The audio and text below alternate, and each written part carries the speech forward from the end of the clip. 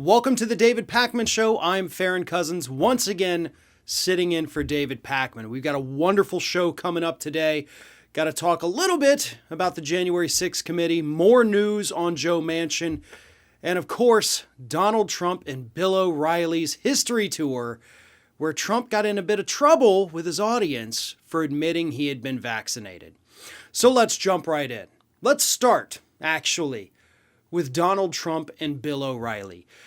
During their history tour that was in Texas this past weekend, Bill O'Reilly talked to Donald Trump about the vaccines, and Trump encouraged the crowd, take credit for it. Don't miss this opportunity. But it was when Bill O'Reilly admitted he had been vaccinated, and then Trump admitted he had been vaccinated and boosted, that the crowd turned against them. Here it is. Take a look at this entire clip of what happened. But look, we did something that was historic. We saved tens of millions of lives worldwide. We, together, all of us, not me, we got a vaccine done, 3 vaccines done, and tremendous therapeutics like Regeneron and other things that have saved a lot of lives. We got a vaccine done in less than 9 months that was supposed to take from 5 to 12 years. Because of that vaccine, millions and millions of people, I think this would have been the Spanish flu of 1917, where up to 100 million people died. This was going to ravage the country far beyond what it is right now. Take credit for it. Take credit for it. What we've done is historic. Don't let them take it away. Don't take it away from ourselves. You're playing right into their hands when you sort of like, oh, the vaccine. If you don't want to take it, you shouldn't be forced to take it. No mandates, but take credit because we saved tens of millions of lives. Take credit. Don't let them take that away from you. Okay, so the president made news. Do you agree with that? Right? Both the president and I are vaxxed, and did you get the booster? Yes. I got it too. Okay, so Don't. That's all. There's a very tiny group of it. All right, so they've both gotten their booster shots. And the audience wasn't too thrilled with that. But as Trump said, don't worry, it's just a small group of people over here. All right, here's the thing. Most of what Trump said there, I'm okay with, right? Actually encouraging people like, you should get the vaccine. And then, of course, he undoes it by saying, but if you don't want to get it, you shouldn't be forced to. No mandates. Okay, see, you kind of lost it there, but I understand you got to play to your base. But think about this, and I've actually mentioned this all throughout this year. When vaccines became readily available, you didn't have to get on waiting lists, yet there's still so much hesitancy within the Republican Party itself.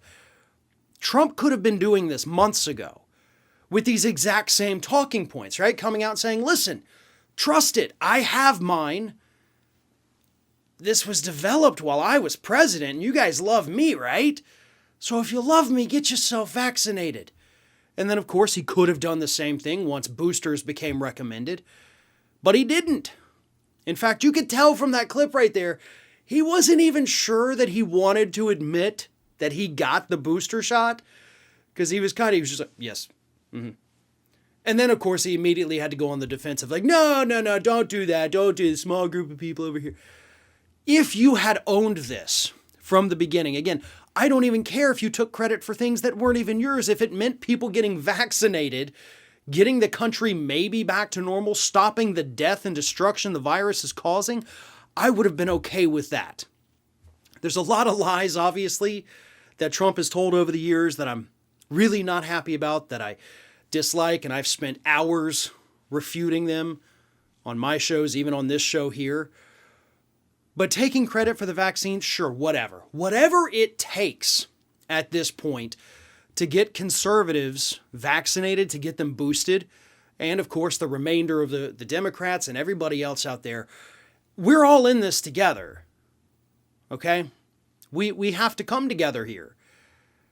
And believe it or not, for most of what Trump was saying there, it almost appears that that's what he was trying to do. Now, we know he wasn't pulling one of those, everybody's got to come together and defeat this moment. He was trying to take credit for what's happening today.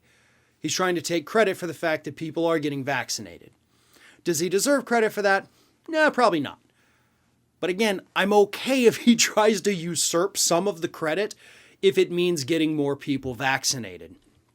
Right now, in Trump counties, counties in the country that voted for Donald Trump, which I'm sure we all know by now, the death rate is 3 times higher from COVID than the counties that voted for Joe Biden. Conservatives are dropping dead from COVID at a far greater rate than liberals are. That's what that means. That's what the science is telling us. And for these Republicans out there to take the opposite approach, which we're actually going to talk about that in just a moment, but Trump understands, I think, maybe to a degree, that you can't kill your base. I think Bill O'Reilly, to a degree again, understands that. I think some of the people at Fox News understand that. You can't continue to let these people die and still expect your conservative outlet or your conservative cause or your conservative campaign to be successful. You know, here in the state of Florida, and I always like to use this as an example, elections, at least at the state level, the last presidential election was not as close, they're very close. Typically decided within a few thousand or a couple 10,000 votes. Well, we've had 62,000 people die of COVID here in the state of Florida. And again, the numbers are going back up all over the country. They're rising almost faster than anywhere else in the country here in the state of Florida. And again, it is affecting Republicans more than it is affecting Democrats because, according to the numbers, they're far less likely to have been vaccinated and boosted than the Democrats. So you're killing your base in a state down here in Florida that could be decided, the next governor's race in 2022 could be decided by 10,000, 20,000 votes. Well, you've sent that many conservatives, more than that, to their graves. So how are these people not waking up and understanding that this isn't a winning electoral strategy? You know, forget the economic impacts, forget the human, right? The empathy aspect of it all. Think of it from a purely political standpoint. What do you have to gain from your base dying before the next election? We all know the answer to that. We know that you have nothing to gain. You're not going to win political favor from people who are dead. And again, I think at least to a small degree, Trump understood that. And of course, he wants all the credit. He wants the pandemic to end just as much as everybody else, but he wants it to end so that he can say, my administration is really the one that ended it. We put the vaccines on the fast track. We got this done. We gave the money to Big Pharma. They did this in 9 months instead of 5 to 10 years, which, yes, is the typical timetable for getting a vaccine ready and approved and out there to the public. He's right about that, believe it or not. But it is a selfish reason.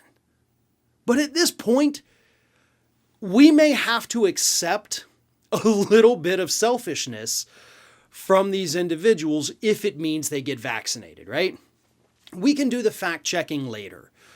We can correct the misinformation about who did what with the vaccines at a later date. Once everybody is protected, once we finally, for real, for good, flatten the curve, then we can have those discussions. In the meantime, if what it takes is letting Trump go out there and try to take credit for the vaccine in order to get conservatives to take it, I am okay with that. And I think a lot of people also should be okay with this.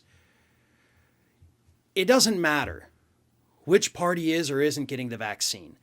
When you still have such a large part of the population that hasn't even gotten a single dose yet, that's a problem. It's going to allow for more mutations, more infections, more overcrowded hospitals, and more deaths. So at this point, we are in what I consider to be a whatever it takes scenario. So if it means Trump hogging some credit for the next few months in order to get these conservatives vaccinated, believe it or not, I'm okay with that.